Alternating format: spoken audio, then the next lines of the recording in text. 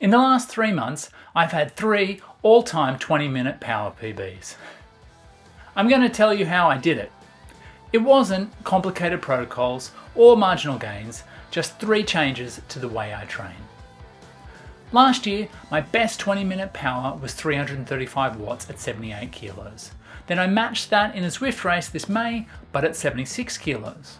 A few weeks later, I did 337 in a ZRL race, then 345 watts at 74.8 kilos in a test to finish off the block. Same rider, same setup, so what's changed? The answer might be easier than you think. If your power's stuck, this might be the reason why.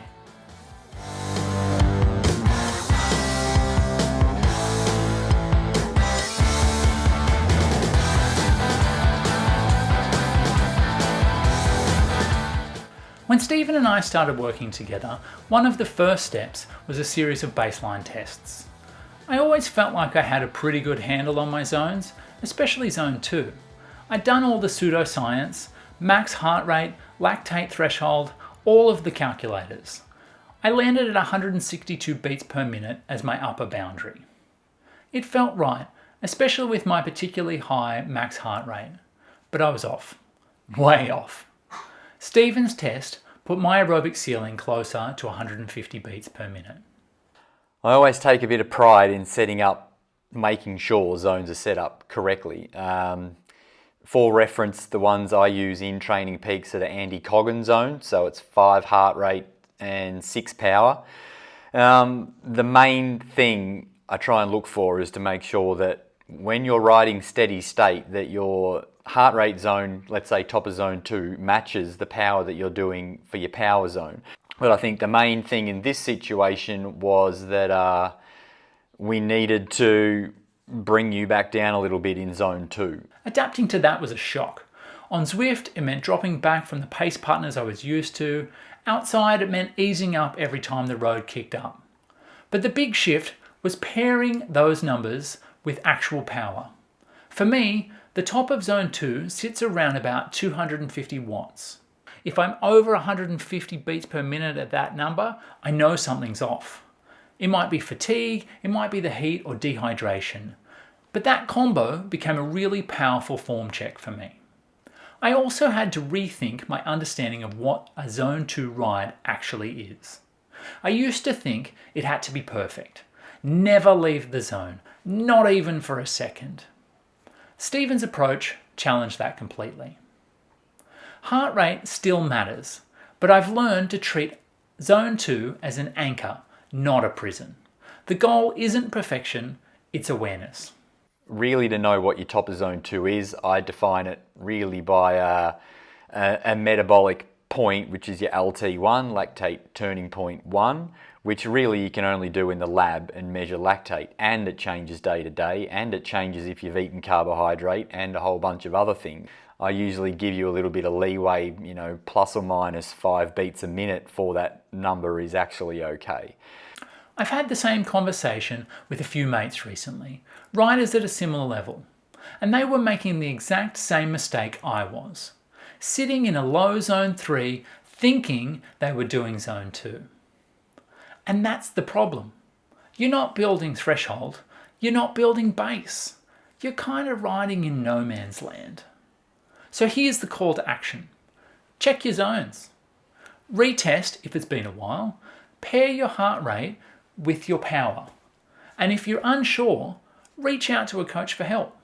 It might just change the way that you train.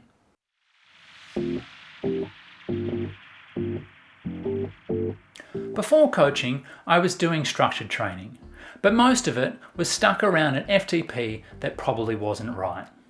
I definitely wasn't doing enough VO2 max work. Stephen brought a more data-backed approach, something that off-the-shelf plans just can't replicate. It wasn't, here's a generic percentage of FTP, it was, the numbers say you should be able to do this, so that's the target. But the biggest shift was in repeatability. One of the key sessions we used was an 8x5, 5-minute efforts at sustainable power. It was based on a study done with pro athletes. There was one, the main one is this Nigel Steptoe one. They did 8x5s, measured it. You should be able to get through about 82.5% of your MAP, which is your VO2 power. And that's basically threshold. So 8x5s on a short reco, should be able to get through your FTP. The other one, which was the long-term training study, the Yo et al. Study, that one shows if you do that sequentially 2 or 3 times a week, you get this massive improvement in how much power you can actually sustain. We adapted the protocol into something weekly. It was not always smooth sailing. But it didn't just train my threshold. It taught me what sustainability feels like, how to go hard, recover just enough, and go again.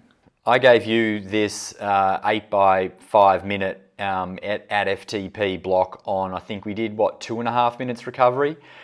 It's probably one of my favourite sessions. Like years ago, back when science was simple, we used to just put people in the lab and do really hard interval sessions like this, measure things and see what happened.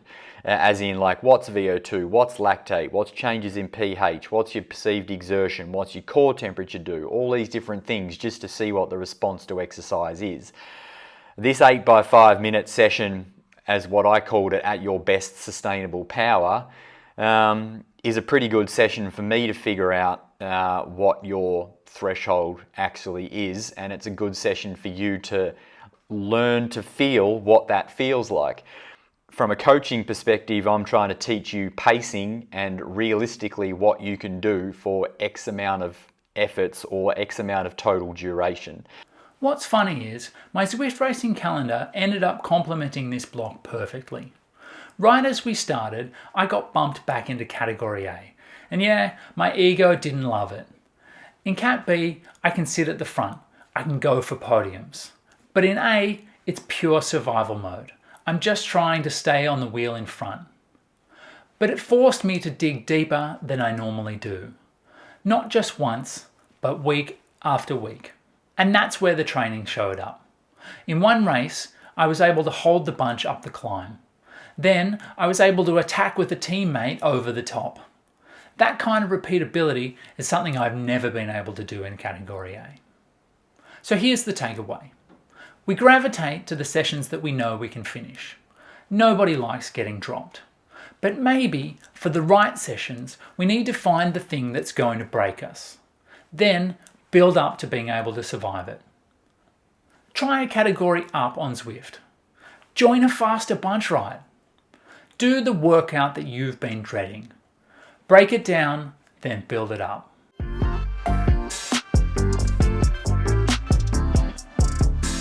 There's this tension I keep coming back to, the push to do more, and the reality of finding time. Everything in your life, work, family, weekends, makes it easy to cut corners.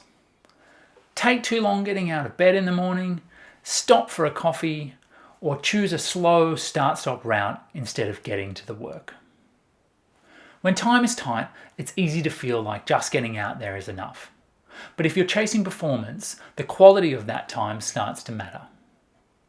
This is where my finding time mindset really comes into play. Getting up earlier so I can hit the volume.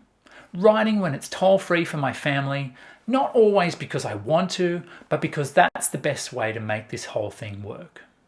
Before coaching, I'd often finish rides early.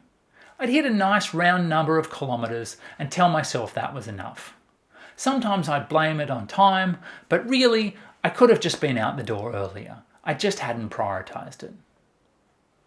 I've had to learn, and I'm still learning, that the long sessions matter. They're where so much of the progress is built. The bang for your buck comes from these endurance rides. I think I'd call an endurance ride anything longer than 3 hours. I think about it in the terms of fuel availability. You can't empty your fuel tank, being carbohydrate, in the muscle and the liver and the blood, in a time frame that's too short without completely cooking yourself doing it as a too higher intensity session. I think the key stimulus starts to happen from, let's say, a 3 hour ride, pushing that out to 4 to 5. The first 3 hours is about depleting glycogen in specific fibers in the muscle, and then spending another 2 hours trying to ride at the top of zone 2 to actually fatigue those fibers even more so they become more oxidative, which is the adaptation you want to be an endurance athlete. One of the biggest shifts in my training has been moving from chasing kilometers to chasing hours. Funny thing is, I'm actually riding more kilometers now than I was before. When I focus on time, the distance takes care of itself. But more importantly, I stop making decisions based on hitting a weekly number. The problem with chasing kilometers is that it creates easy outs. You roll into a Sunday ride thinking, I only need 50 more to hit my target, so you cruise for 2 hours and call it done. The aerobic adaptations we're chasing often happen when you're tired, not fresh. The final hour of a long ride might be where the real training effect kicks in.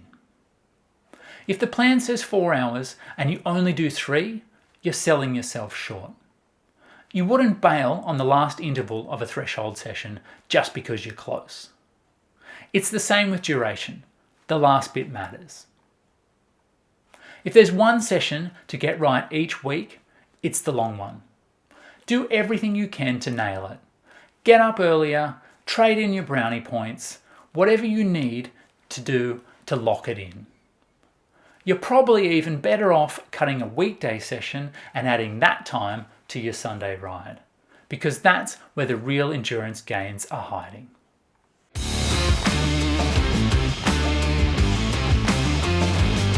Well, there it is, my 3 best 20-minute efforts, something I hadn't seen any movement on for over 12 months. So what changed?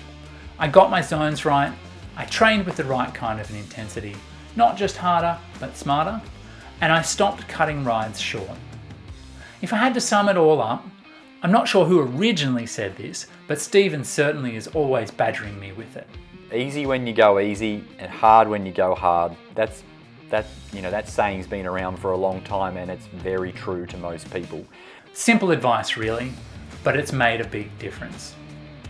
What's the biggest thing holding you back from going longer? What's the one thing in your training that has actually made a difference for you lately? Let me know in the comments below. Big thank you, as always, to Stephen Lane from HP Tech. If you're thinking about getting a coach, I'll leave a link in the description.